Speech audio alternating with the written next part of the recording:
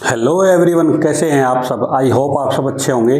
तो आज हम एब्स्ट्रैक्ट अलजेब्रा मॉडल अलजेब्रा के अंदर हम नंबर ऑफ होमोमॉर्फिज्म पढ़ेंगे फ्रॉम Q8 टू ZN। भाई Q8 टू ZN कितने होमोमॉर्फिज्म होते हैं? तो 4 if n is even, n is even, 1 if n is odd. ये n किसके ऊपर डिवाइड? Q8 तो यहाँ फिक्स है और ZN के नंबर बता रहा है क्या? अगर होमोमॉर्फिज्म Q8 टू ZN 4 होंगे। अब इफ n इज इवन, ये n ये ZN वाला n जो है ये इवन होगा तो 4 मैपिंग होगी, 4 होमोमॉर्फिज्म होगी और 1 होगी जब n इज क्या होगा? ऑड। तो इसके लिए हम 2 एग्जांपल लेंगे। देखो ये तो है शॉर्टकट मेथड है, सीधा सीधा, ठीक है ना। अगर n की वैल्यू अगर इवन है तो 4 में होमोमॉर्फिज्म आएंगी और 1 आएगी जब n इज क्या होगा? ऑड होगा। लेकिन इसके पीछे लॉजिक क्या है, कंसेप्ट क्या है, वो मैं आपको बताना चाहता हूं।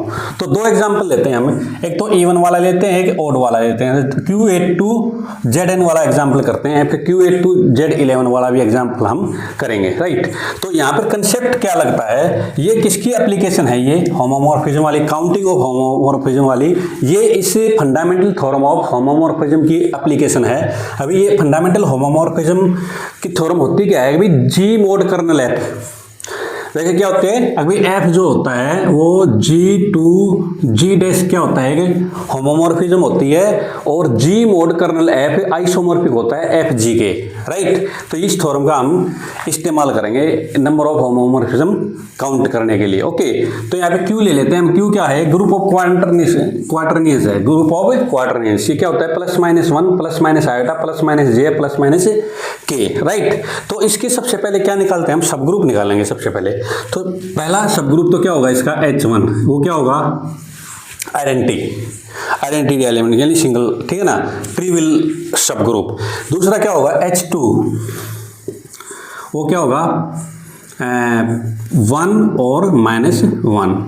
H3 क्या होगा? ये होगा 1 -1 प्लस आयटा और माइनस आयटा। H4 क्या होगा? 1 -1 j और -j। H5 क्या होगा?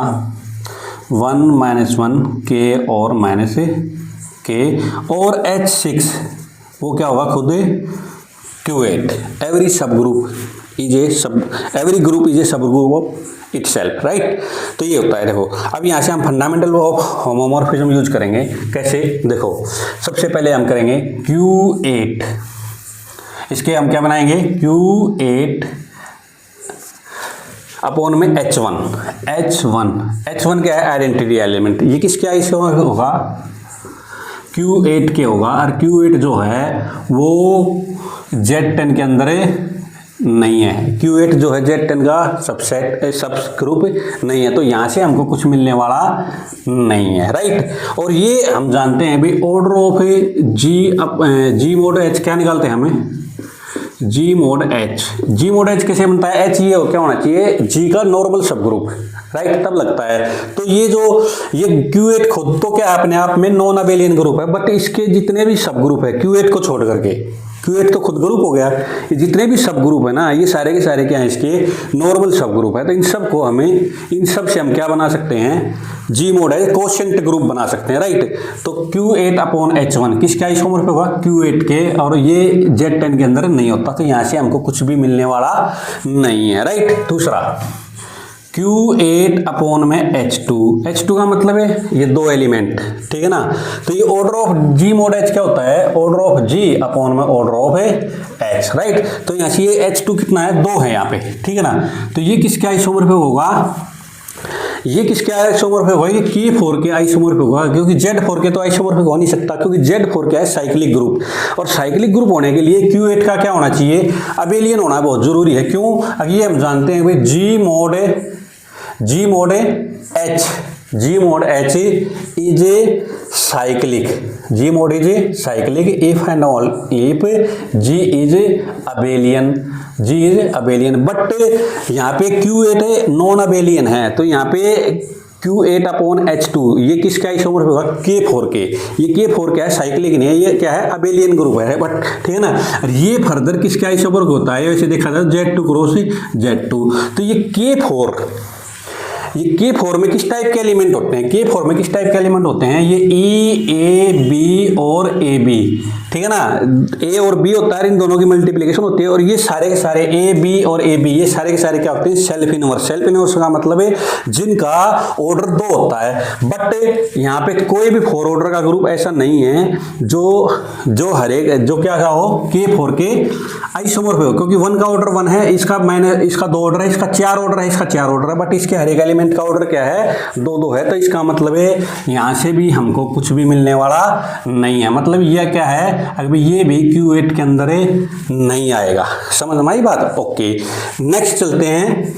नेक्स्ट Q8 अपॉन में H3 ये किसका आइसोमॉर्फिक होगा, इसके अंदर कितने एलिमेंट है, H3 के अंदर 4 एलिमेंट है, इसके अंदर कितने हैं 8। तो ये कितना 2 ऑर्डर का बनेगा, 2 ऑर्डर का एलिमेंट, 2 ऑर्डर का ग्रुप हमेशा Z2 के आइसोमॉर्फिक होता है। और Z2 के अंदर क्या होता है, Z2 के अंदर क्या होते हैं, एक तो 0 होता है, एक 1 होता है। तो 0 का ऑर्डर 1 और 1 का ऑर्डर कितना हो गया 2। तो ये रहता है किसका आइसोमॉर्फिक, 1 का ऑर्डर 1 और -1 का ऑर्डर 2। तो ये क्या है, इसके अंदर है Q8 के अंदर है, ठीक है ना। तो Q8 के अंदर है, तो अब यहां से कंडीशन क्या लगेगी, देखो यहां से बात बनेगी, जब तक यहां सब ग्रुप नहीं मिलेगा ना तब तक आप काम नहीं कर सकते इसके अंदर, राइट। ओके, अब देखो ये हम जानते हैं भाई, ओट का मतलब ऑटोमॉर्फिज्म ऑफ Zn किसके आइसोमॉर्फिक होता है, ये UN के, और UN क्या होता है, phi n होता है। तो यहाँ पे ओट Z2 किसके आइसोमॉर्फिक होगा, U2 के, और U2 बराबर क्या होता है phi2 क्या होता है 1 होता है। ये क्या है, आइलर फाई फंक्शन, ये फाई क्या है, आइलर फाई फंक्शन होता है। सिमिलरली अब देखो यहाँ से 3 मिलेंगे, एक तो इससे मिलेगा, एक ऑटोमॉर्फिज्म यहाँ से मिल जाएगा, एक यहाँ से मिल जाएगा, क्योंकि ये सारे के सारे क्या है 4 ऑर्डर के हैं। तो यहाँ से हमको कितनी ऑटोमॉर्फिज्म मिल गई, यहाँ से मिल गई हमको 3 ऑटोमॉर्फिज्म मिल गई। ओके, नेक्स्ट चलते हैं Q8 अपॉन में क्या H6 का मतलब Q8 ये क्या होगा, किसके आइसोमॉर्फिक होगा, आइडेंटिटी के, ठीक है ना। आइडेंटिटी का रूप हमेशा होता है किसके अंदर है, हर एक के अंदर होता है। तो ये तो किसके अंदर है, Z10 के अंदर भी आएगा। तो इसका ये आइडेंटिटी का मतलब है Z1, सॉरी क्या है Z1 किसके अंदर आएगा, Z10 के अंदर। तो ओट Z1 किसके आइसोमॉर्फिक होगा, U1 के, और ये किसके इक्वल होगा, phi1 के, और phi1 क्या होता है 1। तो टोटल मिला के 3 होमोमॉर्फिज्म थे यहाँ से, और एक यहाँ से आ गया। तो टोटल कितनी होमोमॉर्फिज्म हो गई हमारे पास, 4 आ गई। कब आ गई, जब n की वैल्यू क्या ली बच्चों 10, ठीक है ना। n की वैल्यू क्या ली 10 का मतलब E1, ठीक है ना, E1। अब यहाँ से एक चीज गौर करेंगे, अब हम केस लेंगे 11 वाला। तो 11 वाला जब हम केस लेंगे, ठीक है ना, इसी को कर देते हैं। तो यहाँ से देखो, यहाँ पे मैं क्या लूँगा 11, यहाँ पे क्या लूँगा मैं, देखो यहाँ पे हाँ 11, ठीक है, यहाँ पे 11 ले लिया।